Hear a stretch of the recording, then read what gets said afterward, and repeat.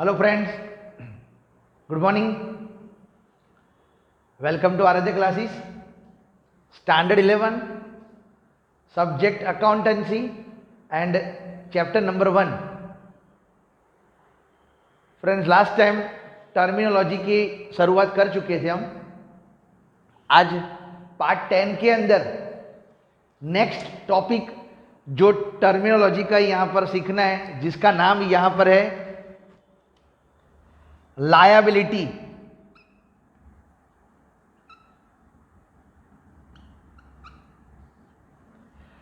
Liability अच्छी तरह ध्यान रखना। लायबिलिटी का मतलब क्या? बिजनेस के लिए सबसे इंपॉर्टेंट ये टर्म्स है, टर्मिनोलॉजी समझ लेना। आज किसी को भी पैसा चुकाने का बाकी है तो जनरली वो चीज लायबिलिटी कहलाती रहती है। एनी अमाउंट, डेफिनेशन लिख रहा हूं, अच्छी तरह ध्यान रखना। Any amount which is payable to the outsider by the business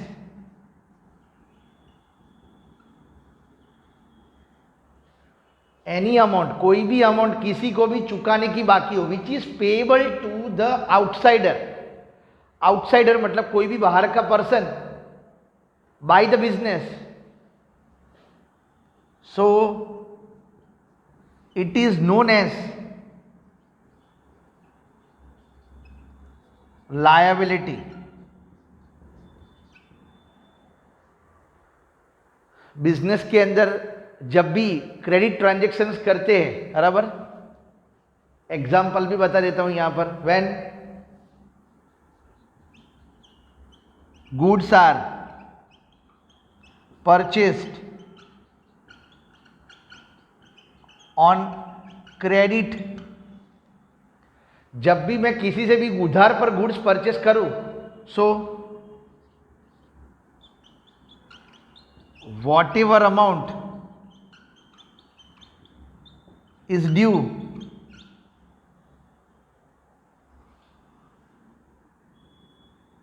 so it is considered as a liability। मैं किसी से भी उधार पर कोई भी माल सामान परचेस करता हूं और जिस किसी को भी पैसा चुकाने का बाकी है, वो चीज यहां पर लायबिलिटी कहलाती है। बिजनेस के अंदर ऐसे लायबिलिटीज के अलग अलग यहां पर टाइप है। वो टाइप ऑफ लायबिलिटीज भी यहां पर बता रहा हूं, देख लेना। Types of liability, there are 2 types of liabilities. Liabilities के भी यहां पर 2 टाइप्स है। On the basis of the relation, on the basis of relation, and दूसरा on the basis of time।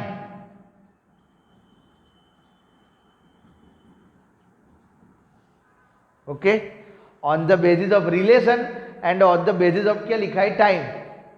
Relation के मुताबिक और टाइम के मुताबिक यहां पर लायबिलिटी के भी पार्ट्स पढ़ते रहते हैं। कोई पूछे तो लायबिलिटी के कितने पार्ट्स, तो 2, बराबर, इधर लिखा दिया। Number 1, on the basis of relation,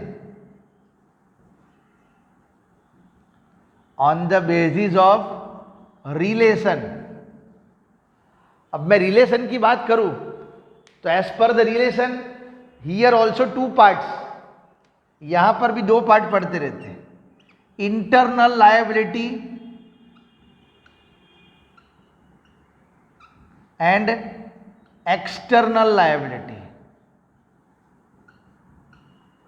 internal liability and external liability. अब इंटरनल और एक्सटर्नल में डिफरेंस क्या, ध्यान रख लेना खास।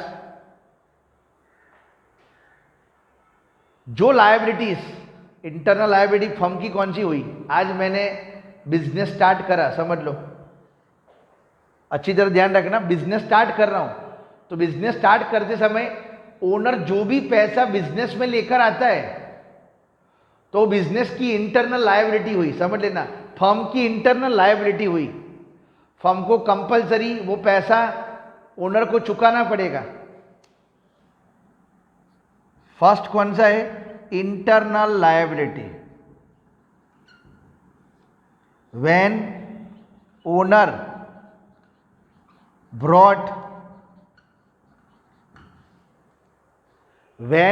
ब्रॉट जब धंधा स्टार्ट करते हैं तो ओनर क्या लेकर आता है? When owner brought capital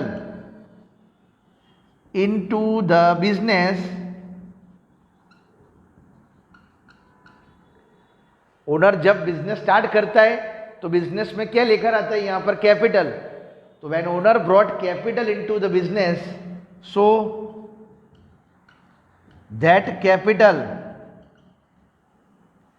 is an internal liability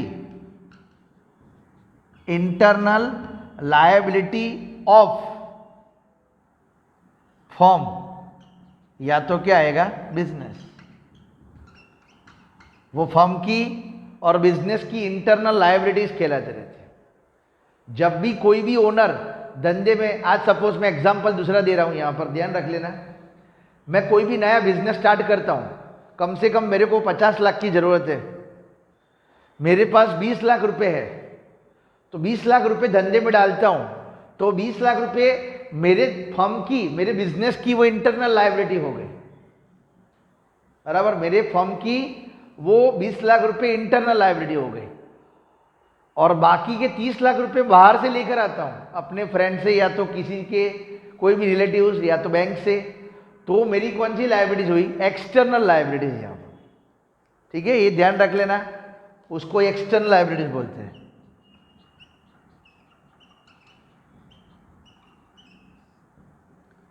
when owner brought capital,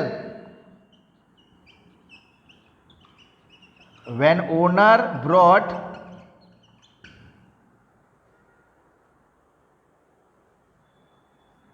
capital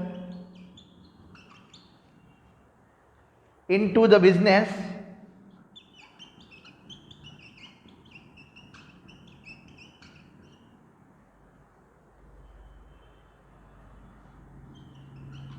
from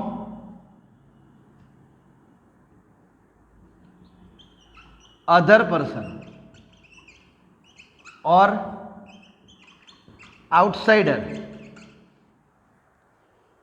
इसमें क्या था? When owner brought capital into the business,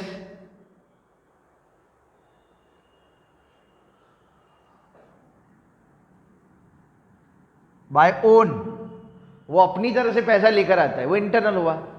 पर इधर when owner brought capital into the business from other person और outsider, so that amount is an external liabilities of the firm, is an external liability of the firm, वो firm की external liability कहलावे, बराबर। ये दो का difference खास ध्यान रख लेना, जो on the basis of the relation के अंदर आता है, इंटरनल एंड क्या आएगा? एक्सटर्नल। इसमें भी एग्जाम्पल अपनी तरह से यहां पर यूटिलाइज कर सकते हो, बराबर। एग्जाम्पल भी लिख देता हूं, मतलब क्लियर हो जाए कि बाय चांस एक्सटर्नल लायबिलिटीज का एग्जाम्पल लिख रहा हूं। Example of external liabilities, borrowed loan of rupees 1 lakh from SBI for doing business.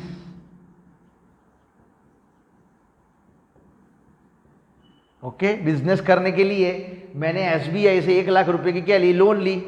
So it is an external liabilities of the firm. Firm बाहर से पैसा लेकर आता है, इसीलिए वो एक्सटर्नल लायबिलिटीज हो गई। Clear? Similarly on the basis of the time, उसके भी दो पार्ट से यहां पर है।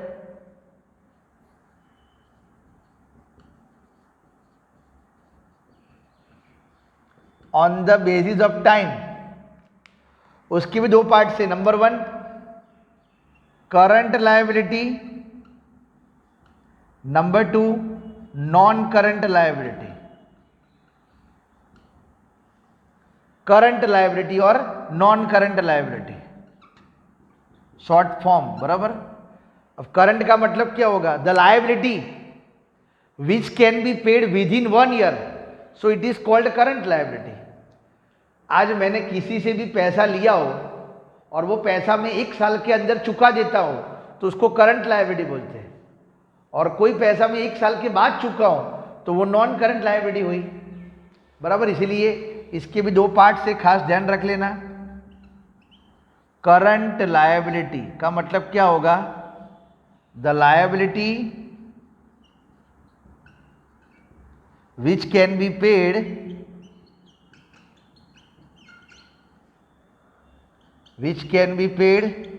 With in 1 year. The liability which can be paid within 1 year is called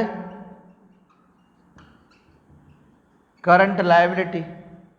जो लायबिलिटी 1 साल के अंदर चुका नहीं की है उसको बोलते हैं करंट लायबिलिटी। सिमिलरली जो लायबिलिटी 1 साल के बाद चुका नहीं की है, non current liability, the liability which can be paid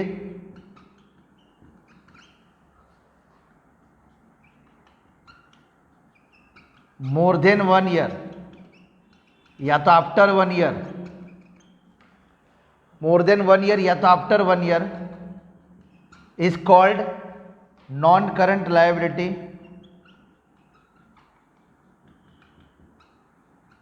is called non current liability. इसके अंदर भी काफ़ी सारे एग्जाम्पल्स आप मेंशन कर सकते हो। करंट मतलब समझा दूँ, आज मैंने किसी से उधार पर माल सामान लिया, समझ लेना, तो जो इंसान को पैसा चुकाने का बाकी है अगर वो विद इन 1 ईयर हो तो करंट हुआ। मैंने बैंक में से लोन लिए 5 साल के लिए तो पैसा चुकाना है, लॉन्ग टर्म है, तो नॉन करंट लायबिलिटी। ये सब चीज़ें वर्ड ध्यान रखना, बराबर। बाकी डिटेल में तो सब कुछ बताऊंगा, पर फिलहाल टॉपिक लायबिलिटीज का था इसीलिए आपको बता दिया कि किसी को भी पैसा चुकाने का बाकी हो, बराबर, तो वो चीज़ हमारे लिए यहाँ पर लायबिलिटी के अंदर कंसिडर होता रहता है। ठीक है ना। एक पॉइंट आउट माइंड में याद रखना, कोई भी खर्च, एक्सपेंस, कोई खर्चा चुकाने का बाकी है वो भी वन काइंड ऑफ हुआ करंट लायबिलिटीज। तो ये बेसिक क्राइटेरिया आपको बताए जो लायबिलिटीज के बारे में आपको समझने का है। ठीक है ना। तो ये पॉइंट खास इंपॉर्टेंट है, अच्छी तरह ध्यान रख लेना, बराबर। इसीलिए मैंने बता दिया। शॉर्ट फॉर्म ध्यान रखना, जो करंट का मतलब क्या हुआ, जो 1 साल के अंदर पैसा चुकाना है with in 1 year. Routine 1 year मतलब अपना अकाउंटिंग पीरियड कौन सा होता रहता है, फ्रॉम 1 अप्रैल टू 31 मार्च। तो वही अकाउंटिंग पीरियड के अंदर अगर किसी को पैसा चुकाने का बाकी है तो वो करंट हुआ, और अकाउंटिंग ईयर से ऊपर तो दैट इज वो नॉन करंट लायबिलिटी के अंदर कंसीडर होता रहता है। ओके। तो friends please be noted about the terminology liabilities, ये इंपॉर्टेंट है, बराबर। ये और उसके बाद वाली भी सबसे बड़ा टॉपिक वो भी है, वो बाद में बताऊंगा आपको। पर फिलहाल वीडियो जब भी देखो अच्छी तरह ये टॉपिक को ध्यान से देखना, क्योंकि ये टर्म्स जो आपको मालूम पड़ा तो बाद में आपको हर प्रकार के ट्रांजैक्शंस के बारे में इंफॉर्मेशन मिलेगी। ठीक है। Okay friends, thank you.